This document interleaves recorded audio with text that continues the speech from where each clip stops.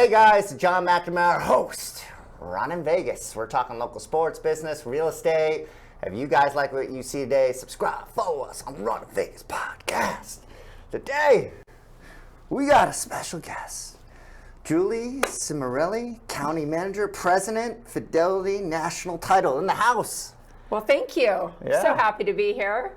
Thank you. Right on. Excited to have you on. So let's learn a little bit more about you, where you're from, what's your background, what's the story? Talk about Vegas. I am born and raised. What? Look out. You never see those. No, there's a few of us here. Yeah, so I've been here quite a while. I'm not going to get the age out, but let's say I've seen this city change over quite a few years. So yeah, grew up here when everybody left their doors unlocked. Grew up here in the very different time. 70s, going to school, 80s, yes, very different time. Watched the Mirage open, and there were 300,000 people living here in 1988 when that opened. So that gives you the scope of where we are now. So that's so cool. Yeah. Fun. Before we dive into real estate and the title world, like kind of tell me about the culture shifts you've seen over, because it seems like even when I moved here 17, 18 years ago now, there's been a big culture shift. So you've probably seen multiple culture shifts in Vegas. So tell us more about that. And that's what's so cool about Vegas. Like we're a melting pot. Everybody's moving here, right? Yeah. Who doesn't want to be in Vegas? Everybody from California. Yeah, everybody from California, and then you go to Allegiant Stadium, watch the Raiders, and then probably more than half the stadium is in the other team's jersey. How cool! Yeah. So we're a fun stadium to travel to. Yeah, it's incredible. It's probably the people that make it. The culture is definitely, well, we're turning it into a real city, right? That is. We're kind of a real city. We get all the art stuff now, and it's pretty cool. It's a good way to describe it, because I had somebody on the pod the other day. I can't remember if it was on the pod or off the pod. They're like, well, gambling's going away and like it's changing. I'm like, we're a totally different culture now than we were when I moved here. Gambling was still a big thing, and gambling's obviously still a big thing, but like you said, we have sports teams. It's more to entertainment now. Like Vegas is very progressive and clearly has always been that way even since the 80s.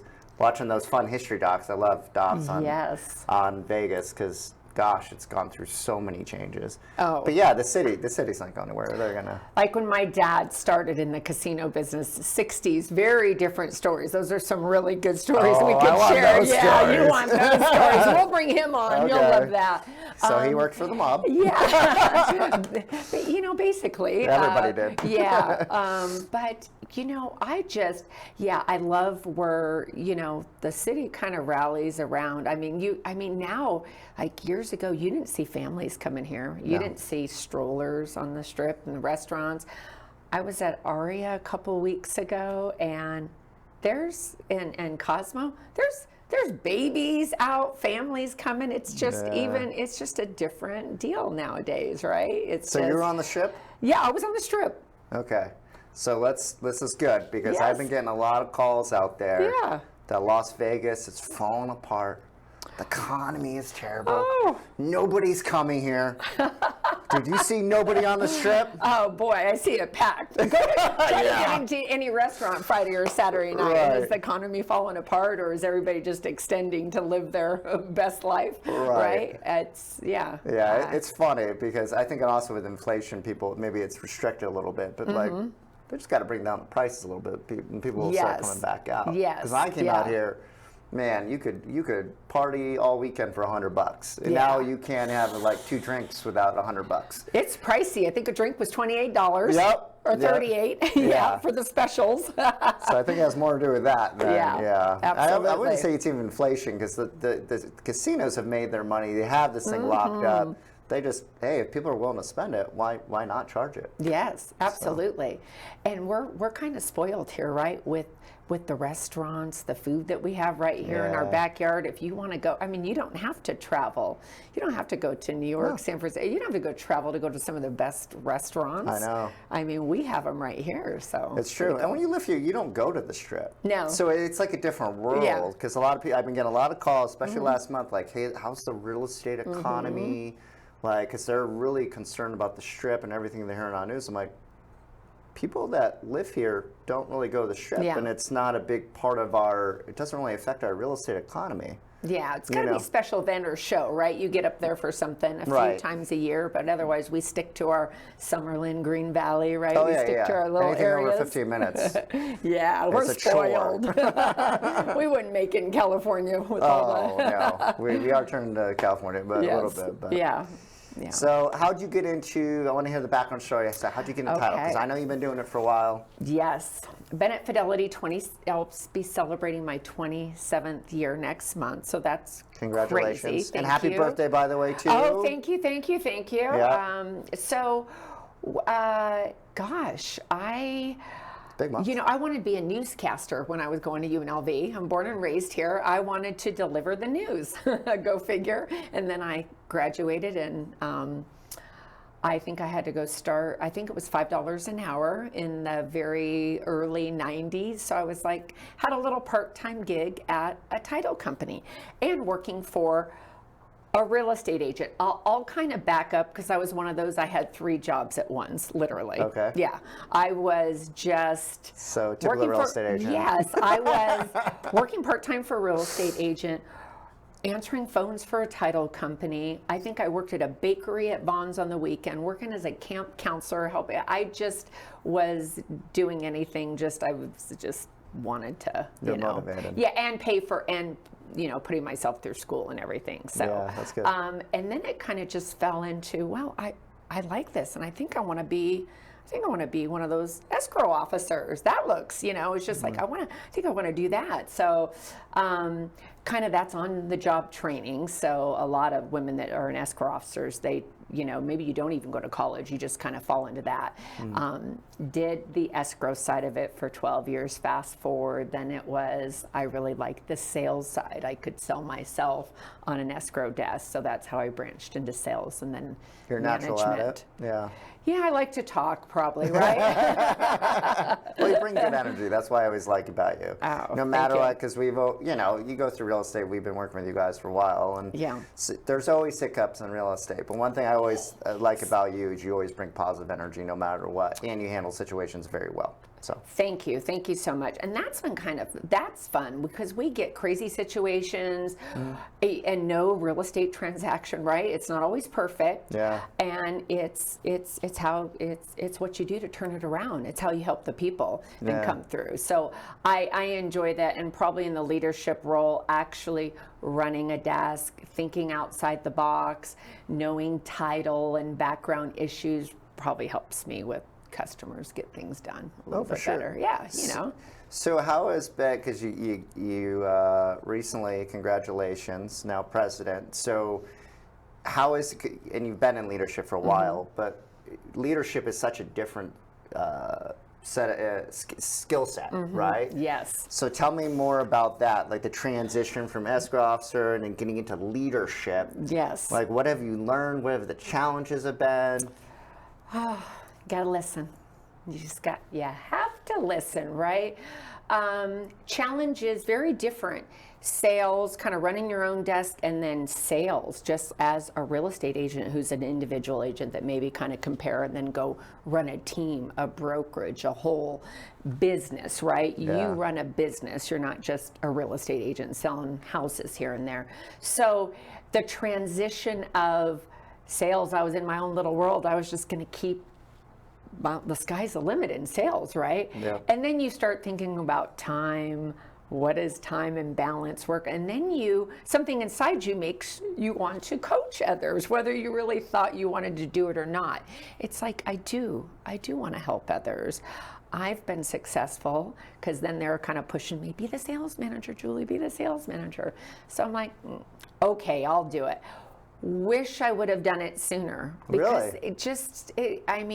Really rewarding and gratifying just to help and coach other people up. Really enjoyed that. And then it was like, we want you to do this role. So I'm like, I'm loving being the sales manager for a good 5-6 years, and then taking over the operation. It's about the people. It's about building the right people around you. Yeah, coming into service too. Yeah. So obviously you've excelled at it because I know even myself, like and I think too, especially real estate agents and being a producing agent, we have egos. So like we just think we're good at everything. And then you step into real leadership and you go, oh, this is completely different. Oh, yeah, I'm telling you. Selling a house and being a leader, it's two very different things. And I'm still figuring out. Me too. This has just been February, you know, and I just hired a sales manager. So Awesome. I do a role because, you know, you've got to, it's about the right people, right? It's For sure. got to put the right people around you. And it's been an interesting market coming into this. I'm not taking over the operation, and it's just low interest rates, not like our second half of 2020 and all of 21. It's not that kind of market. We know that. Right. So, you know, and I'm not saying the service didn't have to be excellent for everybody back then, but I'm going to say there were real estate agents probably just putting their hand out and deals falling in their lap, and probably for some title companies too.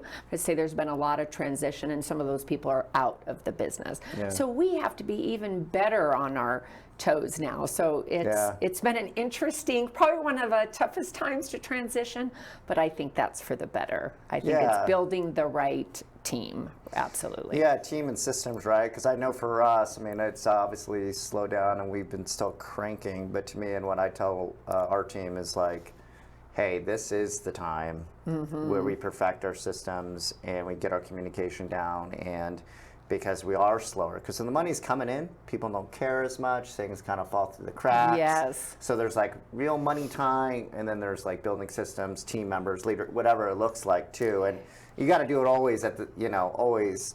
But it's kind of like there's always opportunity in any type of market. Absolutely, and aligning ourselves with the right partners, having your team, and you guys, the way you set the bar with your partners, with your affiliate partners, vendor relationships, like now's the time through this transitional market, still incredible. You guys have done great over these last few years still. But just kind of raising the bar of who we want to be in business with, the right people taking care of their clients. So that's a good point, because I say this to people, it's like, look at your vendors if you're an agent out there, because maybe evaluate, because when we're super busy, we tend to just roll with the punches kind of, so to speak, because the money's good, everybody's happy. But this is cool when you slow down, like to really evaluate those type of relationships and who you want to be in business with. Because I think you and I both believe the market is going to pick up. It's going to get crazy again. And then you can make your life a lot easier if you're working with the right people, you know, because we may have another 2-3 year run again. So this is the time to meet with people like you. Wonderful. Yeah. So what are you seeing? And let's dive into market. Because we've had a very interesting market last 3 years. Sales are down. This year, probably sales, unless there's some crazy run at the end here, this will probably be the lowest amount of sales we've had in like 30-something years, I think, since 1993, whatever it is. So that might be 35 years? I can't remember now. So, see the way sales are down. So give me what you've seen over the last 3 years, and then what you're kind of seeing out there, and I love predictions. I won't hold you to it. Well, we all know what the Fed said yesterday, right? We're all just getting excited, right? 2026, what's going on? We're hearing about a possible cut, right? But you know, we've been kind of hanging on that for the last couple of years. We've been fooled before. So I say just show up and do your business each day, right? Because we never know, but we're feeling that it's coming. We saw when we compared, it's over 3 years ago in 2021, there were 4,000 transactions closing a month. There were less than 2,000 in June. I think we really saw that, and that was slow spring. down. It's our hottest time of year. Like when typically that April, May through June fever, because then everybody's they want to be where they are for the new school year, right? So we've seen it, and typically we see the refi transactions too on the title side. So those have really been gone, right? Let's just break that down, right? Since rates went up the last few years. So we're feeling good about it. My upper leadership's feeling good about it. I'm hearing the buzz. But now I'll tell you, you and I know what's going to happen. Rates get in this. They just have to dip enough for a lot of people to come off the sidelines. We may have inventory, but you know what that's going to look like. Yeah. It's going to be multiple offers. So the time is now. Buy now, right? I mean, seriously, if you sure. can figure, I think just more people can qualify. It just changes the brackets for them. I'm seeing, we put 2 under contract this week, but we're seeing the savvy people starting to come out and understand that. But you hit it on the nose, because what's the craziest thing I have ever seen in like 20 years is we appreciated 1%, and our sales are an all-time low. That doesn't make any sense. No. So it shows how strong the Las Vegas market is. It's not like it was 17 years ago. It's not going to crumble. So it's a totally different culture here. We have business. We have money here. We're not focused on the Strip. We have a lot of folks from California now here who brought their business, their families. They have pride in ownership. So it's a different animal. So I think you're hitting the nose, because buyers and sellers don't go away. They send the sidelines till it's right. Yeah. And then what's going to happen? A lot of cash. We had Lot of 40% cash transactions. They didn't care what the interest rate was. So, if it's going to be interesting. Yeah. It really, really is. But I think Vegas still affordability when you look and compare to other markets, right? Yeah. So I think when people are retiring, relocating, or whatever it is, they look at still what was our median? What 45. Yeah, still affordable. Rates come down a little, even more affordable, but look, we had home appreciation. Yeah. That tells you we got something special here. Look, we got Yeah. a baseball, we got MLB coming, we got everything, right? Yeah, we do. Yeah. Yeah, it's kind of funny because, I've heard a lot of agents, complain over the years, and our median sales price is $485. Now, I've been in the business a long time. When you and I were in the business back in 2011, our median sales price was $110,000. You could sell 1,000 homes and not make any money. We just needed to gobble up a bunch of those. Yeah, right? as many as you could get, right? Yeah. So this is a very different market. Yes. There's a little bit more to go around, so to speak. So And equity. And People equity. have equity, right? It's that. No more it's short that. sales. It's that I want to downsize or move up. I think it's then even more, right? More buyers. Then they put their homes on the market. There'll be a lot of transacting, and it's funny just what the mentality of rates in the 5s are going to do. We're hearing, right? Right. Just that it's going to make enough. A half a point will move people. Yeah. The number they keep saying is 5.8. Yeah. Because they've figured out. We'll see, because it's going to happen in 2026. I'd be shocked if it does not happen the way everything's looking. But they're basically saying that buyers and sellers, and you hit on the nose, they want to upsize, downsize, retire, whatever it looks like, right? But as soon as it gets to that 5.8, they know how many, what everybody, their mortgage looks like. And if there's a 2% or less a difference, people will move. Yes. But people will not. It's something about that like if they have a 3.8, they won't move over that 5.8. Yeah. So as soon as that occurs, and I agree with you, I think even just a couple, that's going to open things up. But floodgates pretty much open at 5.8. And we're there in the next like 12, 18 months max. So yeah. And then where do prices go? And this inventory will get gobbled up. We'll see it happen. Well, it's going to be interesting. I don't think it's going to be like pandemic appreciation, but we're going to see better appreciation, right? But it's going to be interesting because I think sales are going to be crazy for the next 2 years because those sales that we haven't seen the last 2, basically are getting pushed into 2026 and 2027. I agree. So it's time to make money again. Yeah, we are excited. Yeah. But get a jump on it. Start now, right? Build market share now. Yes. Absolutely. Yeah. So do you have any like fun title stories? Anything crazy that's happening? Oh, and fun.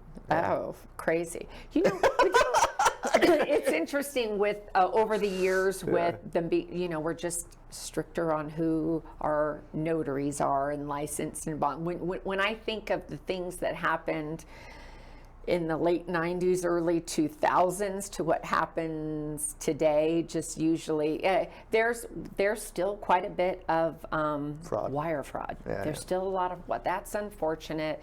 Boy, people have to be really careful with that. Well, what's your suggestion since we have you on here? Because gosh, well, first work with a professional team, a professional real estate team, because they're going to have incredible partners. Fidelity, we have incredible systems in place. You have incredible systems in place. So we're going to do the right thing. There just, unfortunately, is a lot of fraudsters out there. So we're seeing that with the non-owner occupied, the land, you know, them, and that's where they come in and try to just be an imposter and sell things out from underneath you. Still, we see it land all the time because I call expires Yes. every morning, and every single morning I call a lot that came off the market. It's like, hey, dude, it's fraud. Somebody put my house on the market for sale, or lot on the market for sale. Every morning. Wow. Yeah. See, that's, I had an agent a couple months ago was going to list a property. The seller didn't own the property. It had already been sold. Oh. And it was a $600,000 property.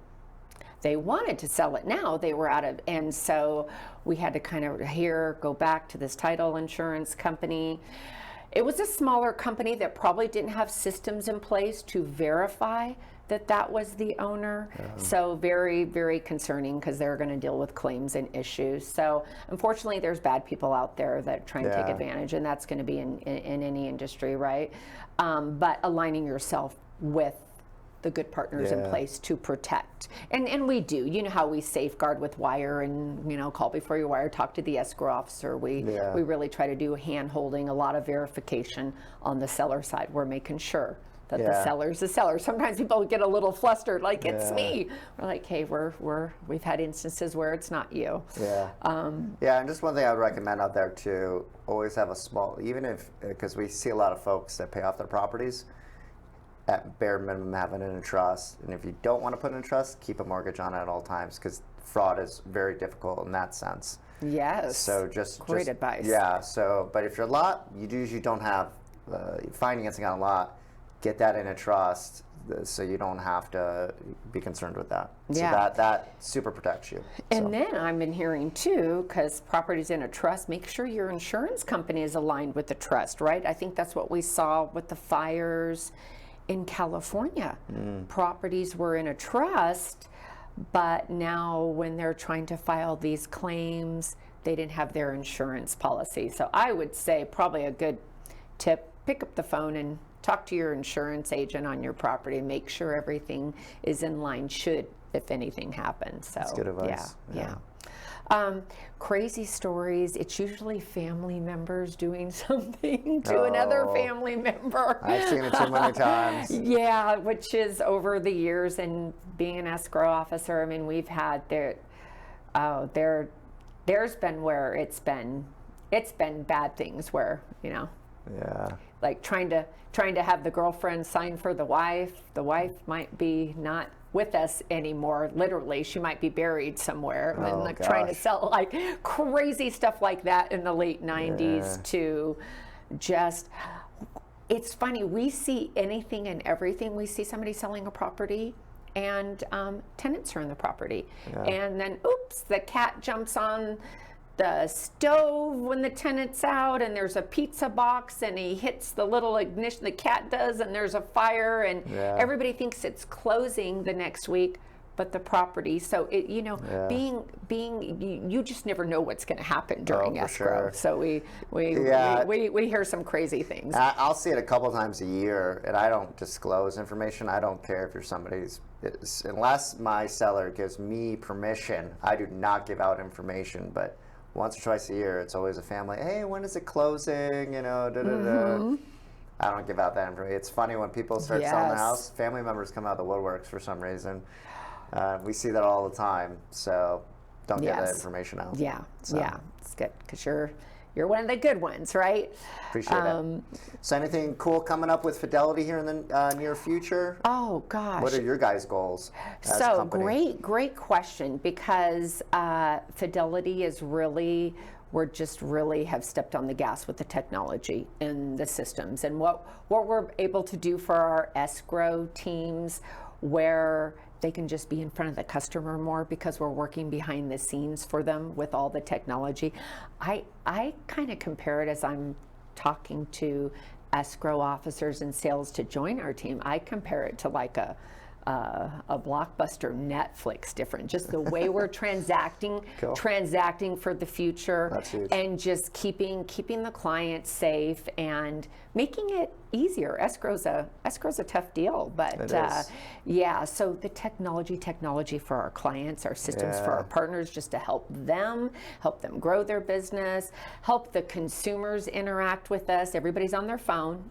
Where if they can watch their transaction and the milestones and Yeah. get little pings when what's going on, I mean, that's what they want, right? It makes a difference, and we Yeah. have that with our team because Yes. because people just they don't necessarily want to communicate as much over the phone or sometimes you Yeah. text, but if they can just have it, especially with AI, it's going to make our jobs, if Mm-hmm. we're ahead of it, it's going to make it more seamless, easier transactions. So that's good. Yes. And you want to know a fun fact? Fun fact, I do. I work for Blockbuster. Oh my gosh! So I did too. It was major video before it. I did too. That was one of my college jobs. I knew we had something in common. It was the coolest job. It was a fun job. Yeah, we wore we were wearing the Top Gun hats. Oh, really? When Top Gun came out. So Oh, you know, that's fun. I was probably the VHS beta. You were probably the DVD. I was, yeah, for sure. I'm trying to think. I was like late '90s, then going into college. But, Yeah, yeah. Those are good old It's days. a And fun- people trying to get out of their late fees all the time. Yeah, it was crazy. Yeah, We what had a to get fun fights job. about that. Free movie rentals. Yeah. Love it. So besides real estate, title world, what do you do for fun? What how do you get grounded? Create a little balance in Yeah. your life, whatever you want to call it. Oh, Because you're a busy woman, so I'm sure Yes. you gotta have a little fun. Just, a date night with my husband, go listen to some great country music, family, food, I have a special needs son, so he's, we're pouring a lot into him, and that's, we're spending a lot, and he's amazing because he's the happiest kid in the world, so that's a lot of fun. And I got grandkids now too, so it's just, family, and we like traveling. My husband's from Texas. We like going to Texas, seeing the Texas fam. Oh, cool. Okay. Yeah. What part of Texas?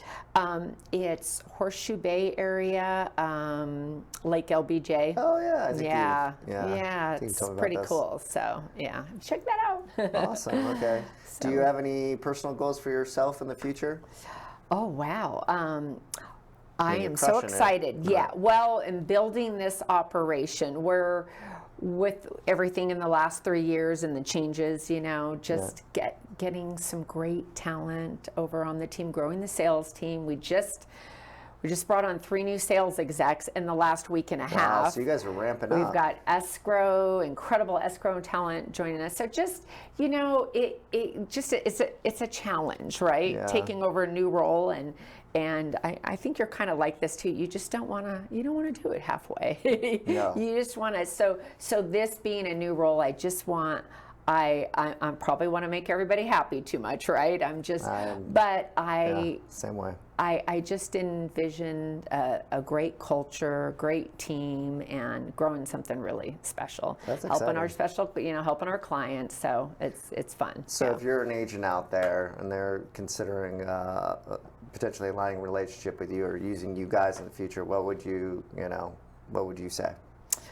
Oh, I would say just give us an opportunity. We got to get to know each other first, right? Yeah. And just see that our values align in our business, and let us just ask some questions and see what we can do to just help be a better partner.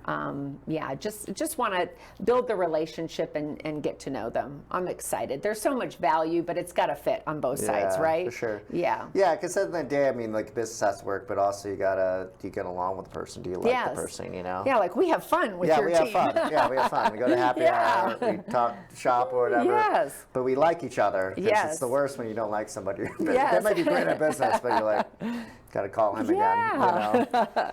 But Cool. So what are you guys doing for your culture? And because you talked about that, you're growing it rapidly. Yes. So what do you do because it's like that balancing act of culture and building. Yes. So what's your culture look like, and how are you enhancing it? It seems like everybody likes sports. So we get over to the Aviators, right, game, do a ball game together.